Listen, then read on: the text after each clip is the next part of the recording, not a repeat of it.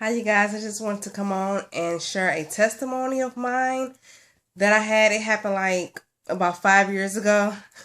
And I know the video quality probably isn't right because I'm recording on a cell phone. Right now, I don't have a camera, but I'm planning on upgrading to one pretty soon. But about 5 years ago, I went in to have my 5-year-old son. And during that time, everything was going perfectly with the pregnancy. Everything was fine. Every doctor's appointment, they said everything was okay.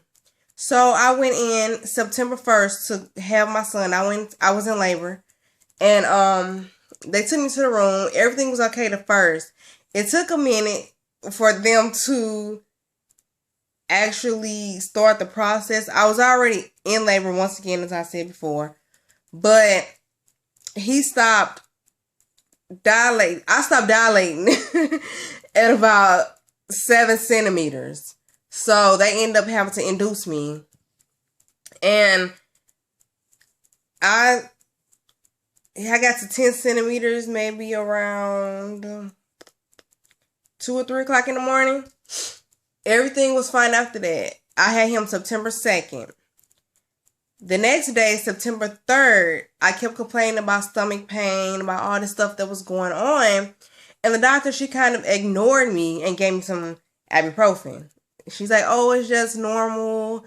That's just your body getting back to normal. It's okay.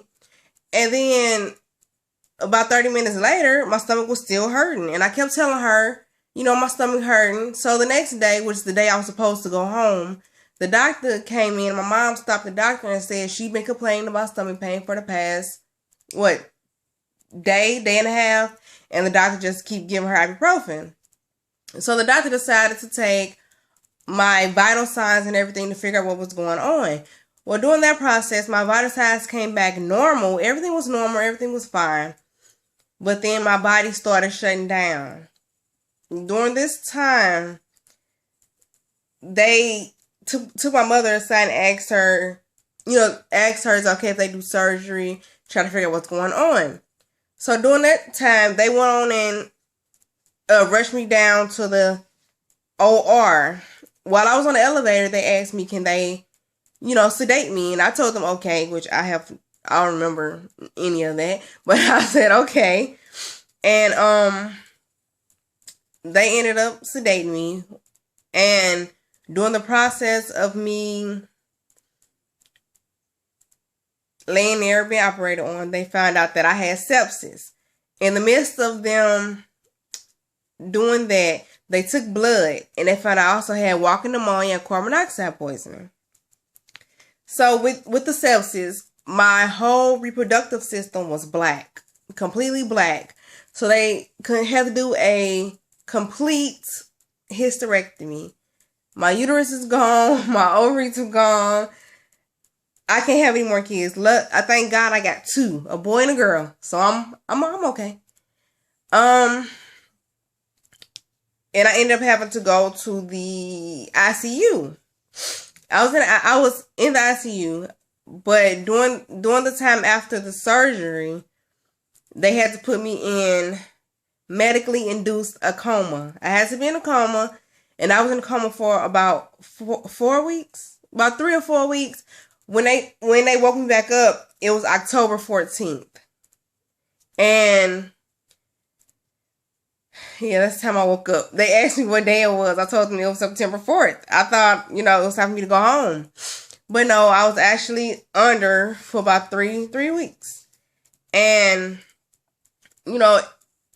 with me, I thought I was okay. I really didn't think nothing of it until I looked down. I had all these tubes in my body and don't know where they going to, where they coming from. And I started pulling tubes out.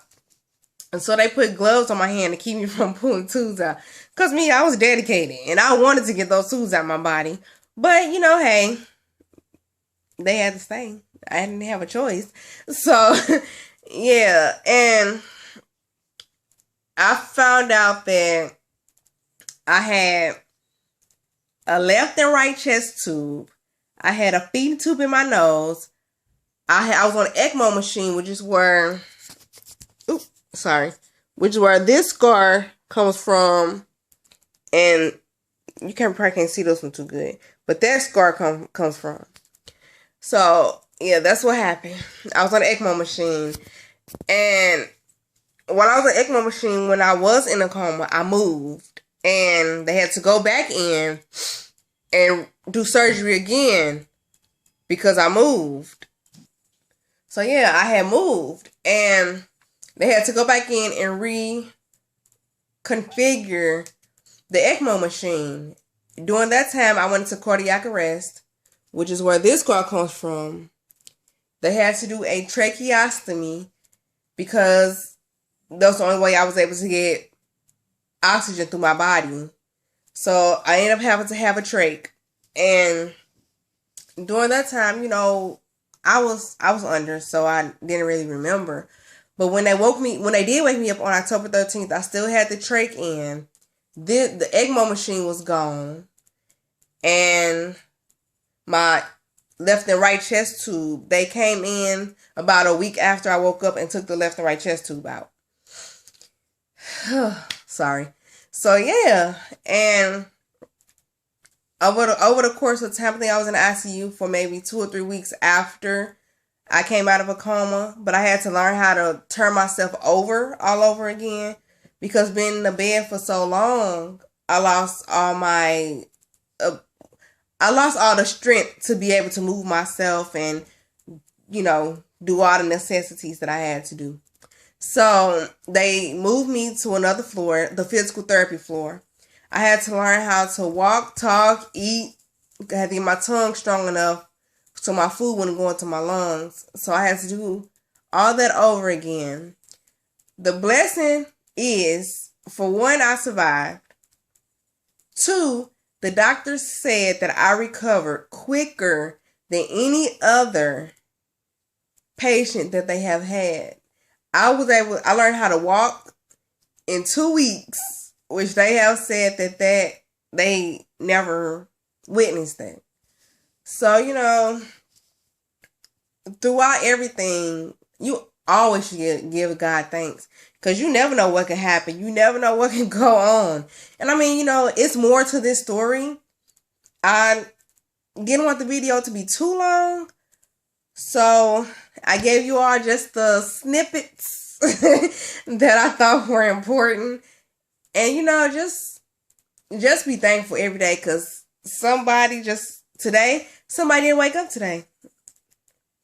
Somebody probably died, just a minute ago. You know, you never know.